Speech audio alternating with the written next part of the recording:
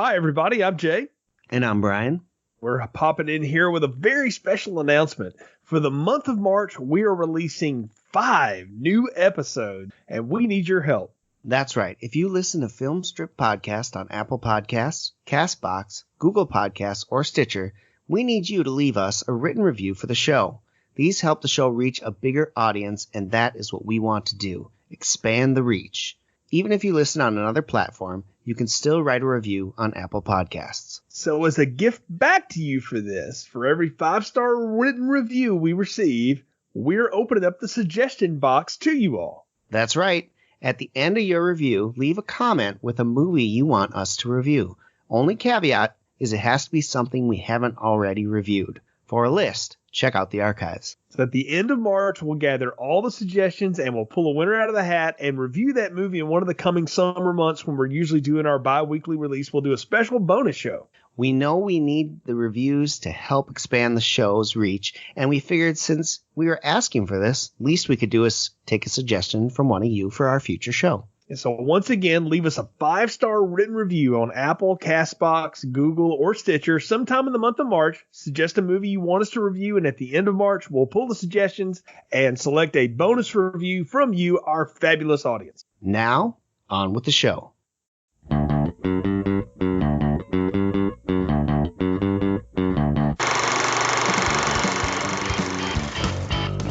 Welcome to Film Strip.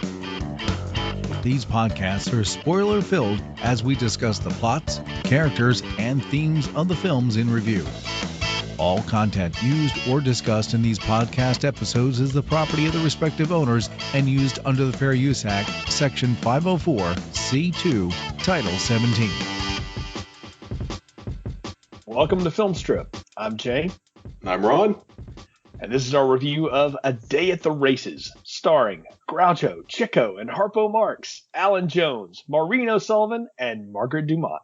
Directed by Sam Wood, released in 1937 by MGM, one of the 4 movies that the Marx Brothers did with MGM. And I think it's like their 7th one together with Alan Jones and Maureen O'Sullivan and Margaret Dumont. They kind of had a little troupe going, but this marks a big occasion, Ron. This is by far the oldest movie we have ever reviewed on Film Strip, and I mean by decades.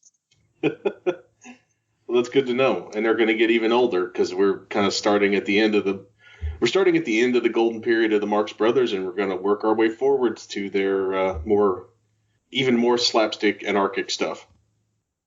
Yeah, we'll talk about all of it here on this one, but you're the one responsible for this idea here. So as part of our little duology of March, why are we doing a Marx Brothers movie in 2020?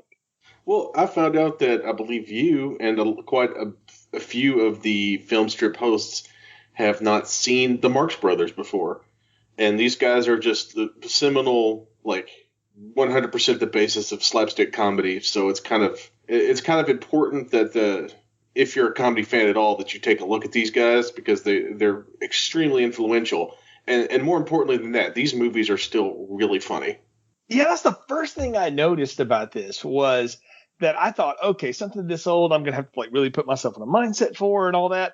And there is some of that in this movie. We'll talk about it when it comes up. But for the most part, it was just pretty straightforward. I mean, I think I've seen the basic idea of we've got this great scheme to save the farm, or in this case, the sanitarium, or, whatever it is.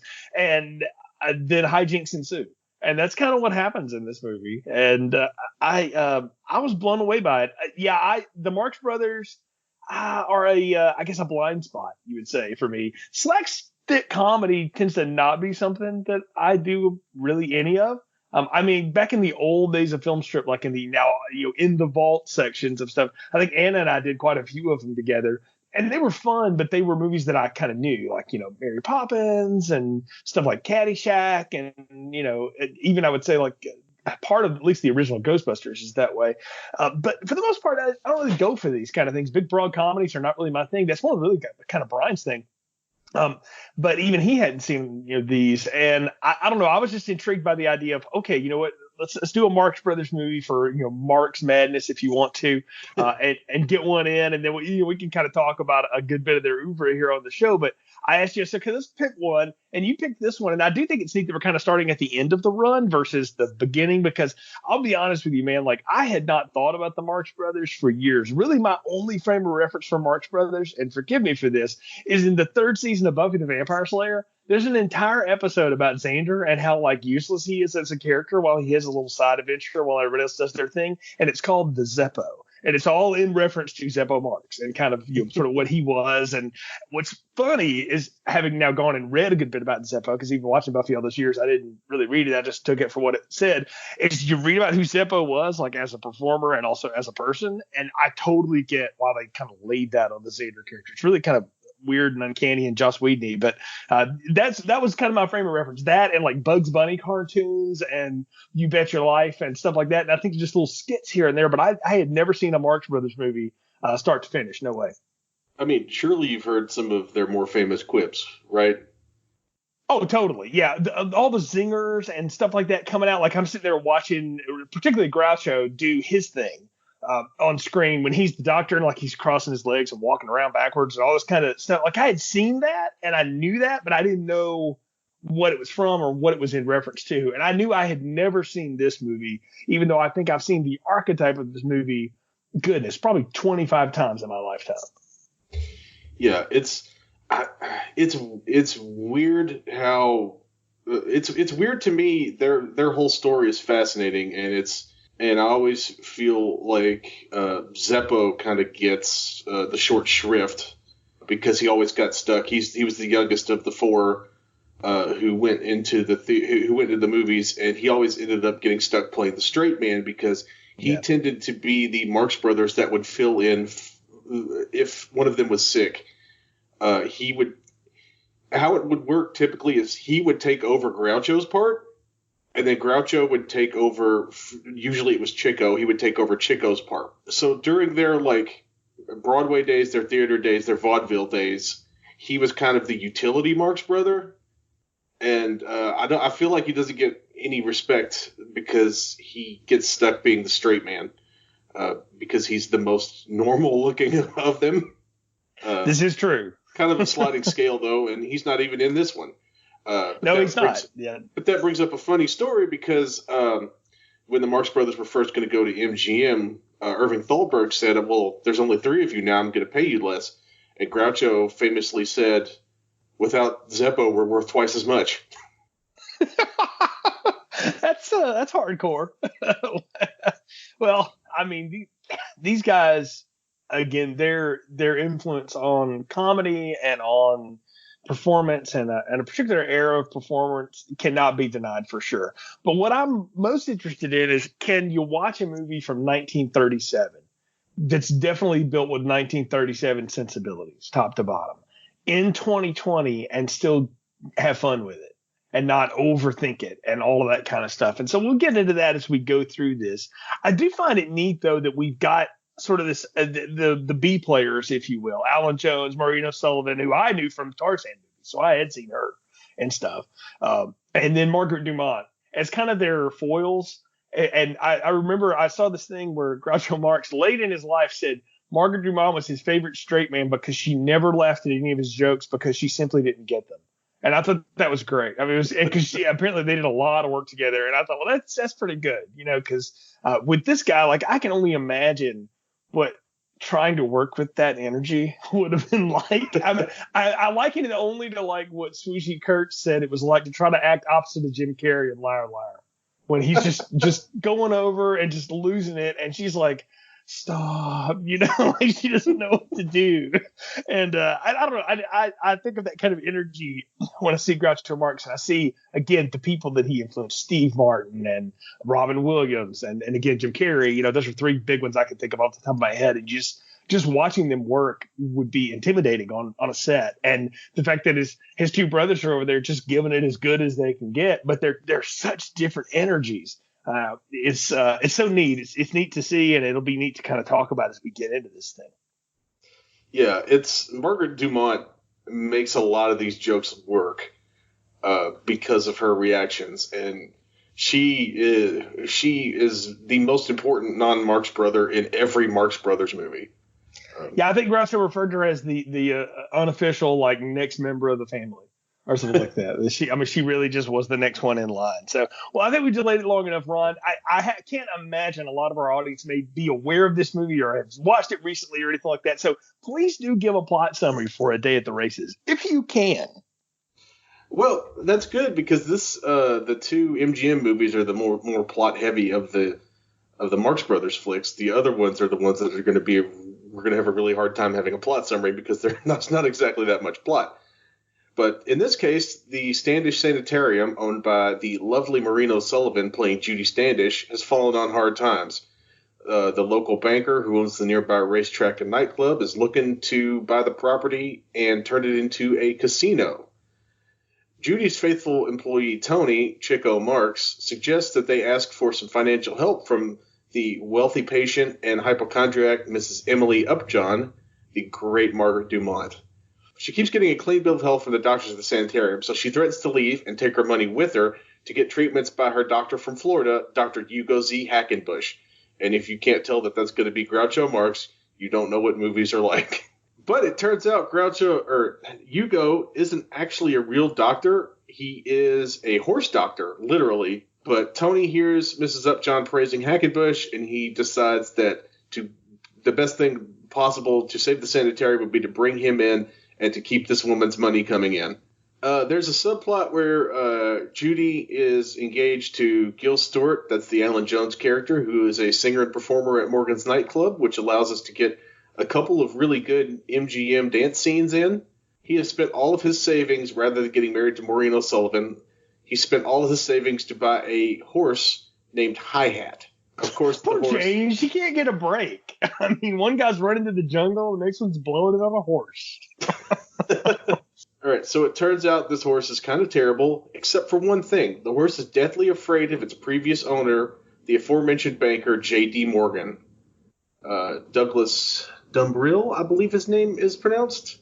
But he is a great bellowing, bellicose man who agitates the horse every time he talks to the horse, to the point where the horse is freaking out. So, in classic Marx Brothers fashion, hijinks ensue. Hugo's running a scam on the sanitarium. The sanitarium's running a scam on Margaret Dumont.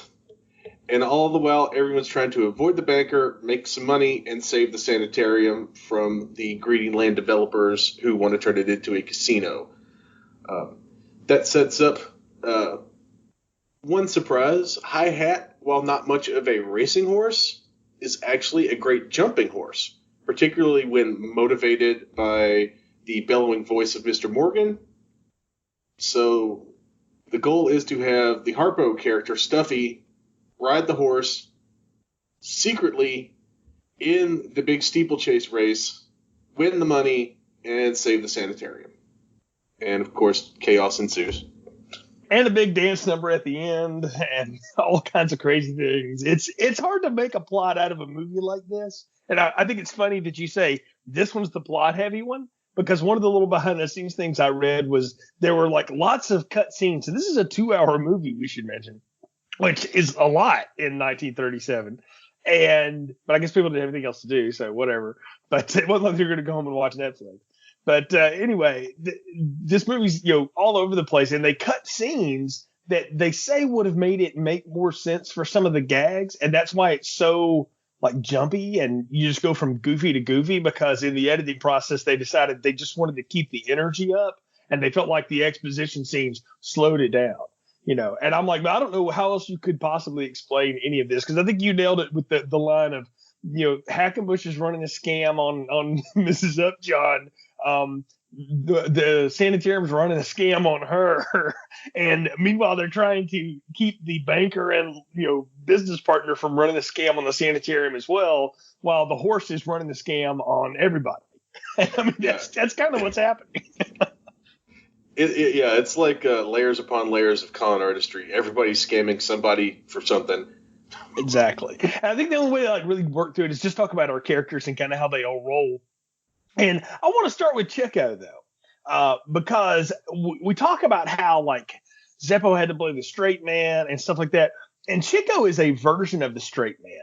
He is the pure con straight man, you know, where he's always got a scheme going, but he's not really zinging you with one-liners necessarily. He's just trying to like get something over on you. Like probably no better emphasized than when he finally gets Dr. Hackenbush at the racetrack and he keeps selling books out of his ice cream, you know, freezer or whatever to explain, you know, some other non-US sequitur thing to this. And at the end of it, Groucho's walking around with like a dozen books, you know, like glad I brought my legs today, you know, and stuff like that. And I'm just sitting there watching this. And again, I'm watching this with 20/20 vision a little bit and going like all the things that I have seen done like this. And I'm like, how many skits on the Carol Burnett show? Like Tim Conway's whole career is basically being the you know, illegitimate son of the Marx Brothers. That's definitely true. Yeah, and it's easy to watch. It's easy to look at this movie and see all the things that it's influenced, as we've talked about. But what's funny to me is how well constructed all the jokes are and all the visual gags are. And that's because one of the things Irving Thalberg, the boy genius at MGM, who brought the Marx Brothers to the studio, one of the things he told them to do was go to the stage, work these out. So they did this in front of live audiences. And they took jokes from this play and this thing they did and that thing they did and combined them into bits for movies. Well, it was a genius way to plot it out because, again, you don't have a lot of scenery, but we start with Chico immediately trying to get people, you want to go to the sanitarium? Like they're coming off the bus, you know, or whatever to Florida. And I'm like, oh, first off, the sanitarium thing, I had to go like, wait a minute. Is that what we used to call like convalescing homes and, you know, the hospitals and stuff? I was like, oh, yeah, that's right. I just think about that because when I hear the word sanitarium, dude, I have one frame of reference for that, and it's Smiths Grove in Illinois, and it's Michael Myers. So I'm like, wait, I got to like put that over here to the side because that's clearly not what we're talking about anymore. And it's more in like where Doc Holliday ended up at the end of Tombstone. But I'm watching this guy, and I'm going like, you're actually just trying to get people to go to the hospital? I didn't know we did that back in the day. And I realized then I was like, oh, I'm living in a world where insurance dictates most of this. And that's a world where that didn't exist. Yeah, this is a world in which you'd go to the sanitarium for a week like a spa. When it wasn't necessarily to treat some sort of violent mental illness or something like in the case of Michael Myers. Michael Myers wasn't going anywhere nearly as nice as the sanitarium in A Day at the Races. Yeah, no, Smiths Grove did not have these amenities. They did have doctors about as quacky as Hackenbush because Loomis was a total quack. But that's a digression that we don't need to go down any further. I did get a kick, though, out of watching Chico work because, again, you love, like, he's just the attentive one.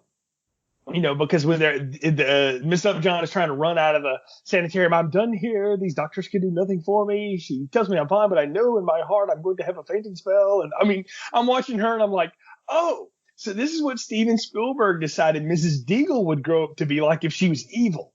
So, because that's exactly what this woman is. and I'm going to be like, yeah, you know, I could totally see that. Spielberg would get off on putting a character like that in his goofy little Gremlins movie. So, yes, that is I saw that immediately, and I'm watching her, and I'm just getting a kick out of watching Margaret Dumont just, you know, she's having the vapors and all kinds of stuff, and poor Maureen O'Sullivan over there is trying to keep it together, you know, and do what she's supposed to do.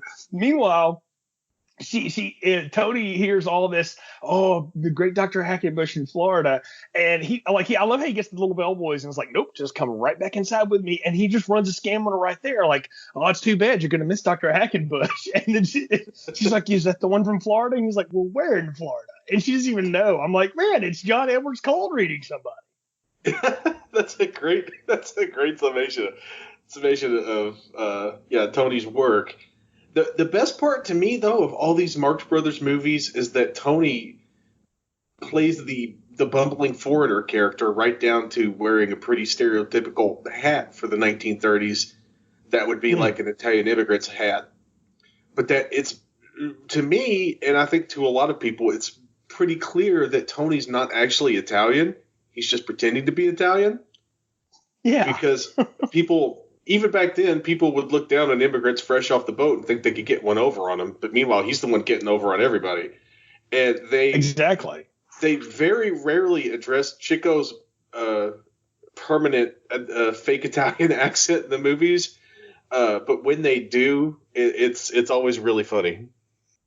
See, and all I noticed was that the accent just slipped in and out a bunch, and nobody seemed really paying attention to it. And I'm going like, wow, I've seen a lot of performers do that as well. Most recently I rewatched Varsity Blues, and when you watch Paul Walker try to do Texas, and like by the end of the scene, he's just like, nah, I'm just gonna be Fast and Furious guy. Like he can't do it. And I'm like, oh, that's great. I love that. Or, I remember seeing once, watching Ewan McGregor desperately try to hide his accent and then just giving up, in the middle of the movie, like, oh, no, that's okay. So, or better yet, Daniel Craig tries to do that in The Invasion with Nicole Kidman and totally gives up halfway through it. And that's okay because he should, because he's awesome in that really bad version of that movie. But the other thing I got off of Chico, or the thing that Chico reminded me of, I realized something, like the way he looked and sort of his whole bit. I'm like, friggin' Dean Martin ripped this off too. Yeah, when you say kind of the delivery, I think. Yeah, it's in the delivery, and it's also the hat and the look and kind of the shifty eye, and he doesn't have the standard Dean Martin fake drink or whatever going on, but he's got everything else, or Dean does all the other stuff, and I'm like, that's where that's. I mean, again, the influence is obviously there, and so I thought Chico was fun. I mean, he was really neat to see, because I mean, I think you think of Marx Brothers, like Groucho Marx is sort of like the icon, right? Like that's because the glasses and the mustache and all that. And I think I knew the bit about the painted on mustache, but my darling wife did not know that. So she walks through the den to see this, like, what are you doing? And I said, I'm watching this Marx Brothers movie, we're reviewing it. And she was like, hold on, pause it when it gets on that tall guy again. And I paused it, and she's like, is that painted? And I was like, yep, badly too. So yeah, it's a smear of grease paint.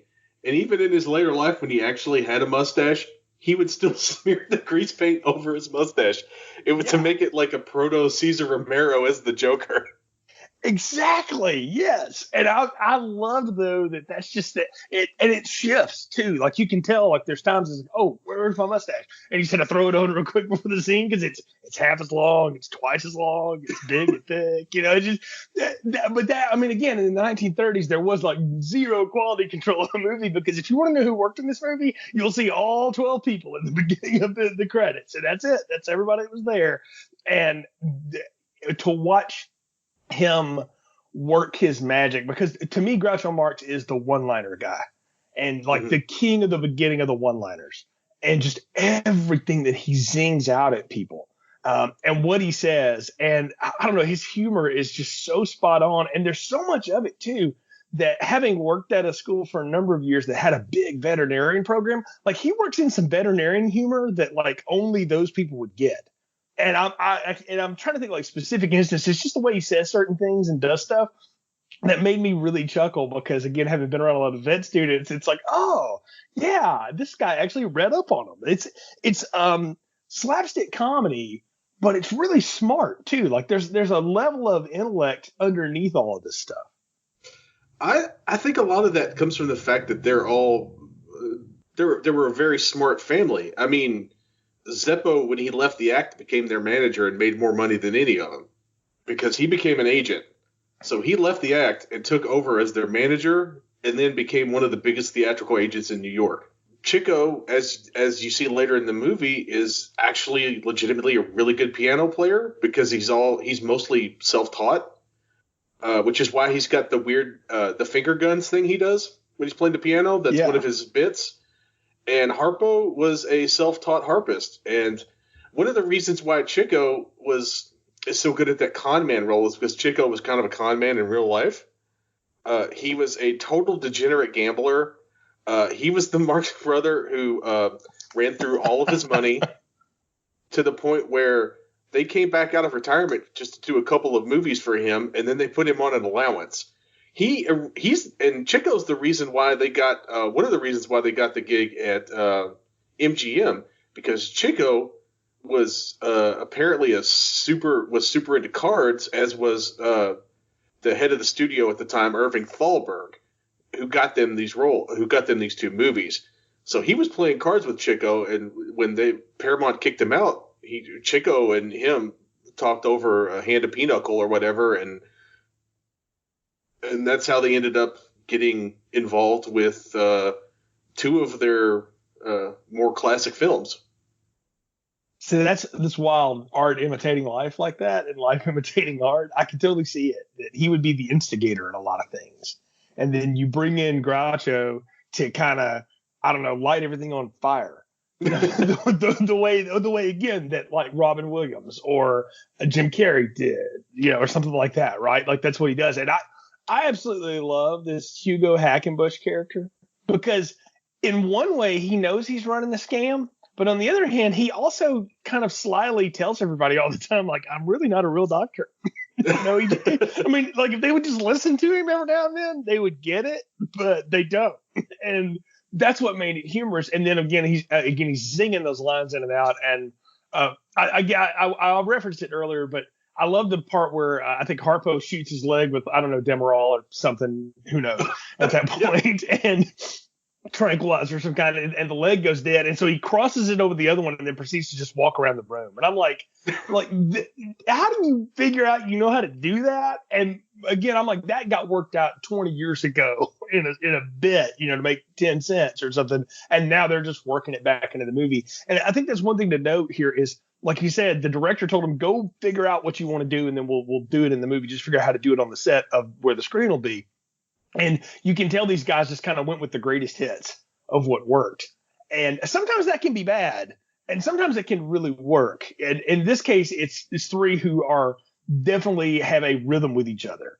And I guess that brings us to Harpo, who, man, I'm going to be honest with you, for me, absolutely steals this movie and doesn't say a damn word the whole time. And that's probably the most awesome thing about him. Well, that's Harpo's whole bit. Harpo was a big part of every movie, playing the silent clown character. Especially in their earlier movies, Harpo was basically pure anarchy, to even more of an extent than the rest of them are.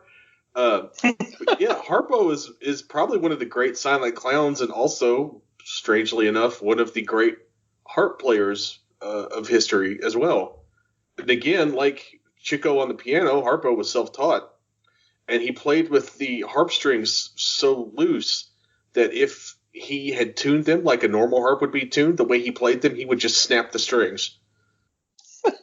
See, that sounds like the way Johnny Resnick from the Goo Goo Dolls writes songs. He just started turning the tuning keys, and like, that works. And then, gold records spun out of that guy. And for years I was like, that's bullshit. Until I saw him live a few times, and I'm like, nope, this is the kind of guy who would just go like, dun, dun, dun, dun, dun. Yep, that'll work. And just play stuff, and it works.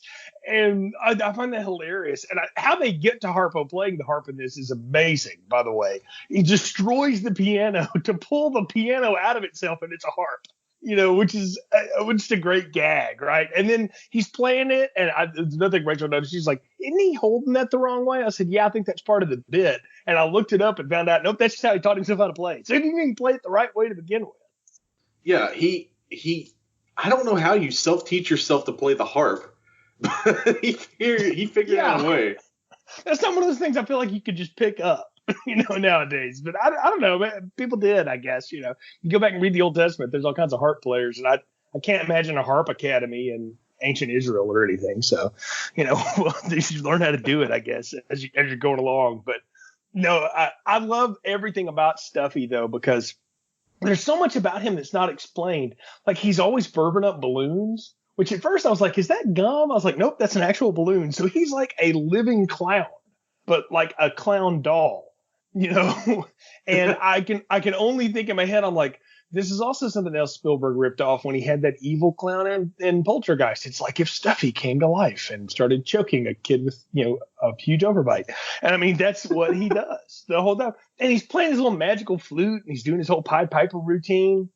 And I don't know, I love the energy of him, because he's kind of little, and he's just sort of goofy, and he's almost like a little leprechaun running around on the screen. And it gave the movie so much life every time he would get involved in something, whether he was getting kicked by a horse or falling off of a bed or whatever. It was very, dare I say, like Three Stooges-ish, but with one of the Stooges never talked.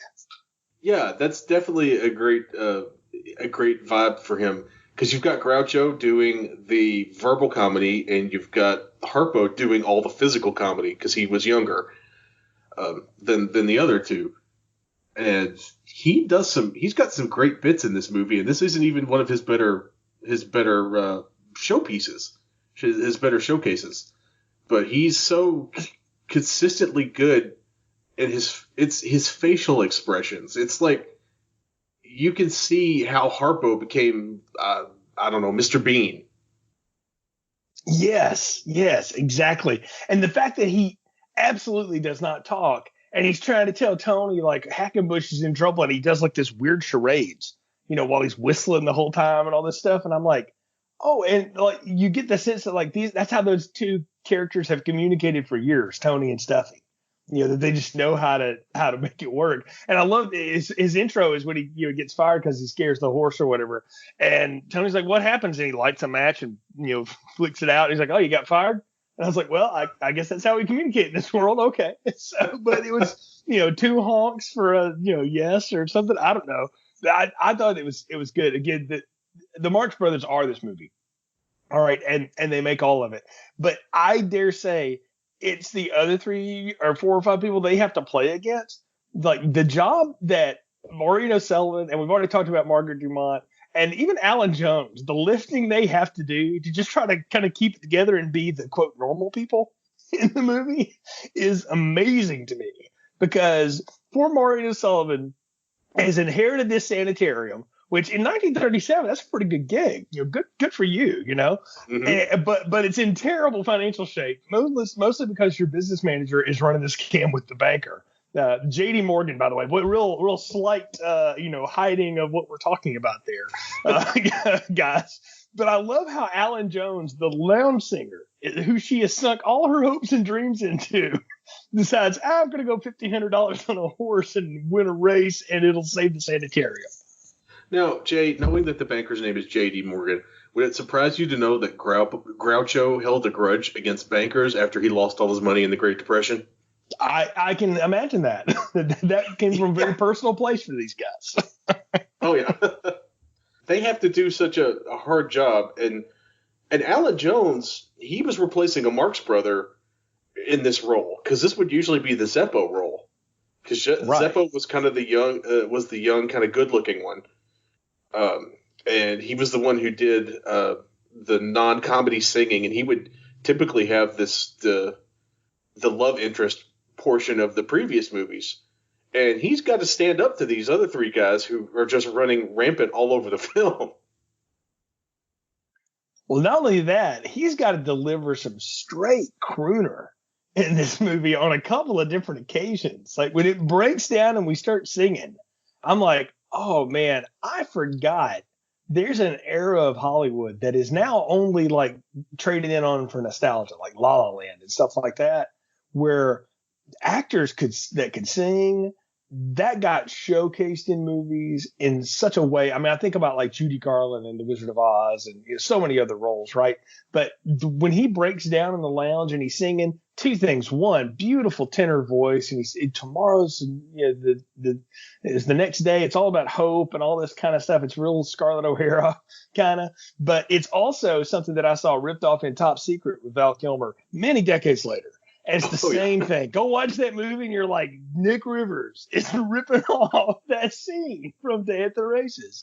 And I wouldn't doubt that the Zucker and Abrams, that was what they were into. Because they're the next generation of this kind of stuff. But I love this guy. I mean, I don't know him from anything, right? I'd never seen him before, but I've listened to this voice and I'm like, just a beautiful, pure voice. And I'm sitting there going like, it's 1937. This guy probably smoked like 25,000 Lucky Strikes a day. Drink whiskey by the gallon and still can sing like that. And I don't know if any of that's true, and if I've just besmirched him. This podcast is for entertainment purposes only. But I mean, really, like I'm just watching this guy, and I'm in total awe of how he just captivates the screen. And I really got the chemistry between him and Judy, or Gil and Judy here. I thought he and Maureen O'Sullivan really played well off of one another. Yeah, they worked really well. They worked better than a lot of the straight romantic pairings do in the Marx Brothers movies. And the addition of the big song and dance numbers, well, Alan Jones was a musical actor anyway. But the addition of the big song and dance numbers was an MGM thing, because Irving Thalberg was big on the let's give everybody something. So that's why you got the big number at the club with the chorus and the ballet dancer, and why you got the, weirdly enough, Oscar-nominated performance later on in the movie of All God's Chillin' Got Rhythm. Wow. Yes. We'll get to that scene in a little bit for sure, because we'll have to talk about it.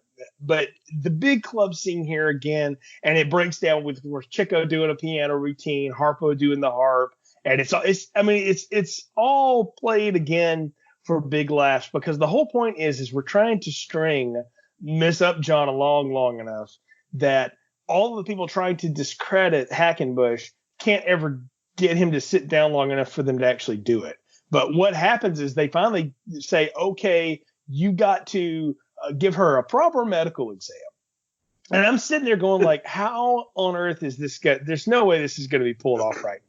And from the minute Groucho starts like washing his forearms for the fourth time, and all the goofy stuff that they go through to like not be the doctor, and to get everybody out of the room, up to the dropping the water out of on everybody on the entire set. I'm watching this and I'm going, man, again, where have I seen all this? And I keep making these forward references because I think it's just my point of view, but I'm watching Chevy Chase and Fletch be the fake doctor trying to find out, why Alan Stanwyck has bone cancer or what the hell ever. I mean, it's the same thing. Yeah, it's definitely influential scene. I'm sorry, I'm laughing thinking about how many times they just keep going back to washing their hands and how it's always the other doctor, Dr. Steinberg. Yeah. How it's his fault for causing them to need to re-sanitize their hands, and then the Groucho thing where he takes his watch off and he's going to give it to Steinberg, but he says, no, I want to make sure I get it back later, as if this doctor is going to steal his watch. Yeah. I know, you're right. It's the whole, I think we need to start with washing our hands again. And it just keeps going back. And I expected the three of them to get in on top of each other with a big trench coat by the end of it and just be like a morph doctor. I mean, there's that kind of goofiness that was going on, but it was still funny. And I found myself so laughing at it. And at some point I realized I'm laughing at a movie that is, almost 90 years old at this point. How am I laughing at something that, again, I've seen a million times since? And it's all in the execution. And it's two sides of the execution. You got to have the goofy thing, but you've also got to have the people that are unawares in the room that are playing it straight, and how these people kept it together. I can only imagine the number of takes that got ruined because somebody lost it. Yeah, the Dr. Steinberg, the actor, Sig Rumen, often played the stuffy German doctor for obvious reasons, and he looks like, if you think of a stuffy German doctor in your head, this is what this guy looks like, and he is such a great straight man against the Marx Brothers. Yeah, it is. He and Margaret Dumont keep this scene alive, because at some point, the thing about slapstick comedies, and this is often my complaint about them, is that the gag goes on too long, and then it becomes boring. I'll give you a good example. There's a ton of these SNL skits from the 90s that then became like a movie, right? And some of them work. Like Wayne's World more or less works, is a pretty fun gag. The Love Guru, not so much, right? Mm-hmm. And why? Because once the gag goes on for a little too long, you can tell it's run out of steam. And it usually goes on too long when there's nobody to keep resetting the action and make it fun again. And I never got bored with as much as this went on and just became like a tornado of chaos. I never got bored with any of it. And that's a testament to how well this holds up. Yeah. And it's a testament to how hard MGM worked to get the movie right too, I think, and how hard the Marx Brothers worked to get all the bits right. Because this movie had 18 different scripts. It was written and rewritten, and this guy came in to work on it, and that guy came in to work on it, and then this writer had a violent disagreement with the studio and got fired, and then the Marx Brothers took it out and did a tour off of the material, And yet somehow this tour that they did, they go take it to the movies, and it still becomes like a huge hit. And I think a lot of what makes this movie work, at least to me, is that everybody involved in this worked incredibly hard to pull this off. And you can't tell by watching the hand washing scene, for example, or the whole thing in the surgery room.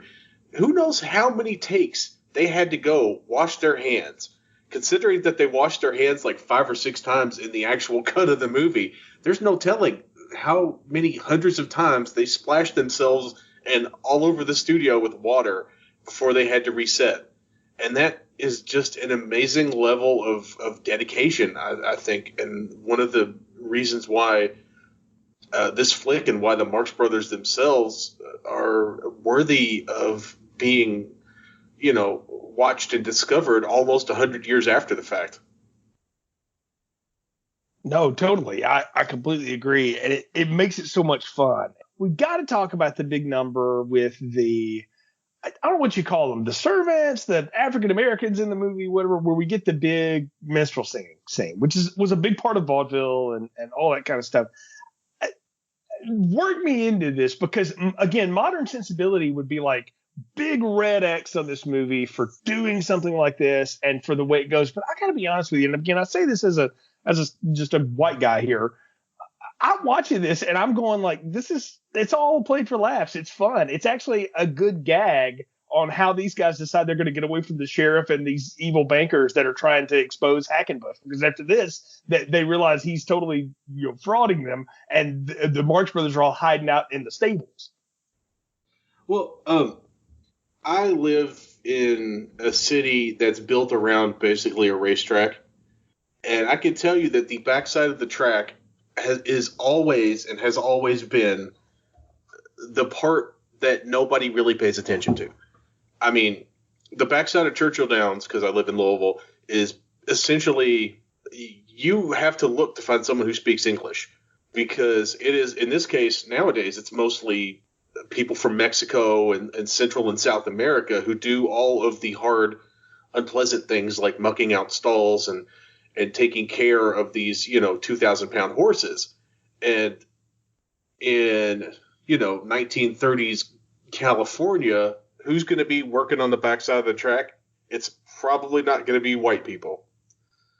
And I don't know if I would necessarily call this a minstrel number, because at no point, at one point the Marx Brothers smear mud on their faces to try to sneak out, but they do such a poor job of it that I don't even know if you can call it like minstrel show paint, because Harpo literally just smears one hand of mud down one side of his face and leaves the other half of his face white. And they all look like white people just covered in mud, which is what they are. Well, that's the whole impetus of the song, Who Dat Man?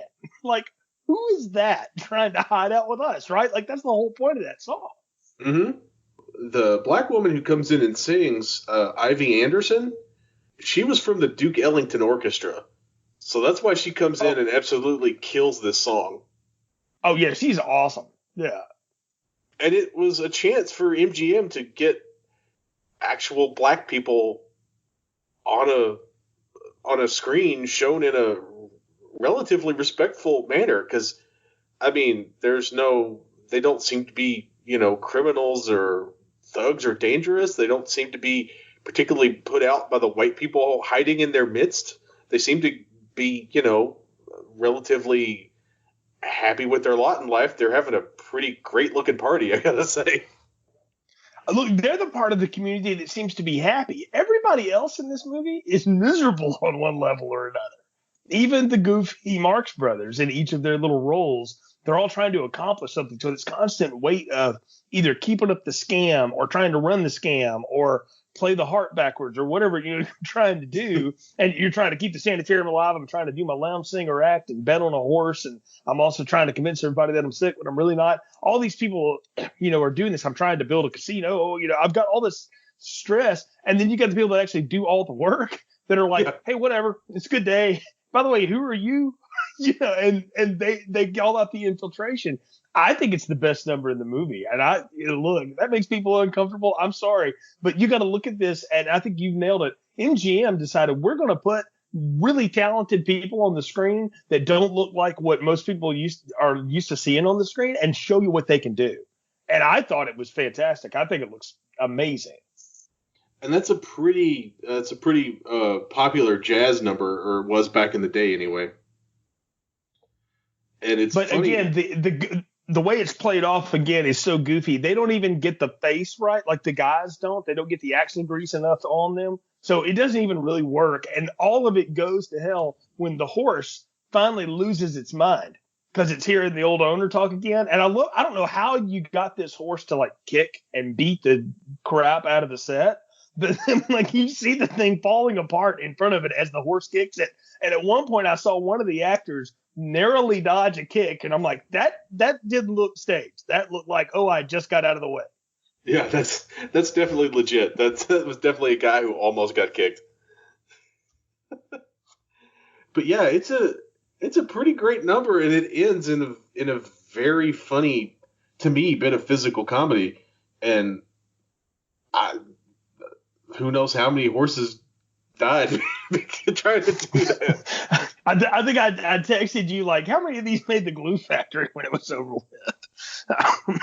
I'm sure Hi-Hat lived somehow.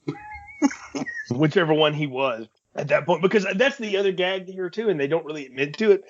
It's clearly a different horse in almost every scene. It's a different horse every time. Yes. And part of that is it's the time, and again, they getting the horses to be able to act and do stuff. I mean, we're decades from Mr. Ed and things like that at this point. But animal wranglers, like in the 1930s, it would have been just like, you want an animal? Here it is. And they threw it on the set. They didn't know what to do with it. I mean, they'd figured out how to trade these things for camera work. So it's a different horse every time. And I think that's like a good underlying sort of funny gag to note.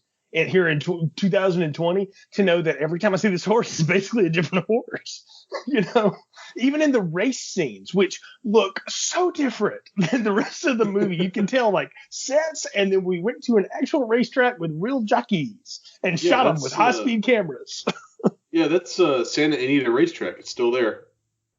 And they're beautiful shots, too, by the way. Like, capturing horse racing has never been an easy thing to do and make it look good like it really does. I mean, I know you live in Louisville. I've been to Kentucky and seen like actual horse races. The pageantry of the thing is unmistakable. But what you never see really captured is, except in something like Secretariat, where they actually spend a lot of money making it look good, and again, a lot of that was CGI as it was. You just don't see good horse race scenes. I thought the horse racing looked great. Like all the close-ups and stuff. I mean, obviously it's not Harpo, but it might as well have been. Well, I mean, the best part about Harpo is you stick a curly wig on somebody and they can pass for Harpo. Yeah, it's a fright wig. Yeah. Yeah. And that's the funny thing about Harpo is they never mentioned, but that wig isn't blonde; it's red. Oh wow, that is wild. I guess in black and white though, that's how it would show up better. So. Yeah, and because in other movies he's got names like Red and Pinky, but it's the same wig every time, and it's the same red wig. What a great gag. But I love how they finally figure out that, hey, this horse is a jumper when it clears the little stable fence. So they enter it in the steeplechase, which, again, having worked at a horse school, among other things, we had a big equestrian team, too, so I got to see some of that, which is cool. I mean, steeplechase is really majestic and kind of fun and stuff. It's not nearly as violent as this movie makes it out to be. This is like Ben-Hur as a steeplechase race, but okay, I'll go with it. I mean, it's funny because they finally figure out that we just got to get that loudmouth Morgan on the loudspeaker, so leave it to Groucho to figure out a way to make that happen. Yeah, and that also sets up that whole thing where they keep trying to sneak cameras into Morgan's box is a really funny bit, especially when they just throw the dog in there. Yeah. I need you to explain to me what happens at the end of this with like the switcheroo with the horses, because I got a little lost. Well, it's after both the horses wipe out and they both jockeys scramble to get back on the horses. In the end, it looks as though, because both horses are absolutely covered in mud, that Morgan's horse wins. because Stuffy gets back on a horse and Morgan's jockey gets back on a horse, and they finish with Morgan's jockey winning. But as it turns out, Morgan's jockey and Stuffy switched horses. So Morgan's jockey rode High Hat to victory, and Stuffy rode the other horse to second place. So this would be like if there was a crash at Talladega and Dale Earnhardt and Richard Petty switched cars all of a sudden, and the Basically. Richard Petty car won, but it was because Dale was behind the wheel. Yeah, that's basically it, yeah. Okay, now I understand it. So, I mean, you live in Kentucky and horses. I'm from Alabama, NASCAR. So, well, the whole point is, though, that they all think, oh, shoot, we've lost everything. And actually, no, we won through the most screwed up way possible. And now we have like this big Grease, we go together dance off at the end, I guess, where we're in the money. And I think Dr. Hackenbush proposes to Mrs. Upjohn in like the funniest way. It's like, if you marry me, I'll never look at another horse again, or something like that. And I'm like, well, that's a great way to tell her that. And I don't know, all this, you got Gil singing everybody out, and the sanitarium saved, and like the angry bankers over to the side, it would have worked if it wasn't for you meddling Marx Brothers. That's a great summation of everything. Yeah. So, as it turns out, Dr. Hackenbush wins out on the ultimate scam, which is marrying the rich widow Upjohn. And the sanitarium still gets saved. Yeah. Well, and the whole bit, though, is at the beginning of the whole thing, she says, if you can keep me happy here in the sanitarium, I'd be willing to make it worth your while. So not only like continue to be a patient, but she would basically say, like, I'll keep it running because she's got the dough to be able to do it. Well, now they got the horse money and her money. And so everybody, I mean, it is trading places. It's like we got rich and made y'all poor at the same time. So it is a funny way to end this whole thing. And, we've laughed through 3/4 of this podcast, so I don't think it'll be too obvious how we rate these. But for, tradition's sake, Ron, it's time to get final thoughts, recommendations, and popcorn ratings. So what are yours for A Day at the Races? It's the beginning of the end of the glory period of the Marx Brothers. Even a good Marx Brothers movie is better than a lot of comedy that's being made then, now, or in the future. And of the four we're going to talk about, this is probably my least favorite of the four, but it's still definitely a large popcorn because there's a lot of stuff in this movie that is extremely funny. And that is ultimately the judge of any comedy. And if, for example, you're turned off by Alan Jones's singing, or you don't like the big MGM dance routine, well, wait a few minutes, because then you're going to get somebody falling off of a horse, or you're going to get some great physical comedy, or you're going to get some incredible one-liners from Groucho. So, large popcorn for sure. I'm going to give this a large popcorn as well. And again, being totally new to all of this, I found it extremely hilarious how much I could latch onto as a part of this movie.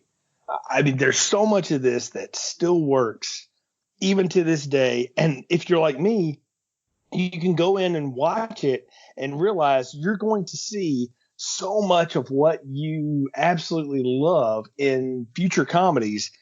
The grandfather of it is right here in front of you. So it is totally worth your time to watch it. If you like comedies, and I would say if you really like comedies up through the 90s, modern comedies is sort of based on a different thing in a lot of ways. But if you like comedies that ran, particularly when I was growing up, through the late 70s, the 80s, the 90s, I mean, goodness gracious, I don't think there would be a movie like Ghostbusters if you didn't have the Marx Brothers. That's a Marx Brothers movie. It was just made 50 years too late. Things like the Blues Brothers, all those kind of movies. If you like that stuff, this definitely needs to be in your wheelhouse. And it's going to be a lot of fun talking about them throughout March with you. So, Rod, tell people the other 3 Marx Brothers movies we're going to talk about this month. See, we are doing, in addition to A Day at the Races, we're doing the other Queen album, A Night at the Opera. And we are doing...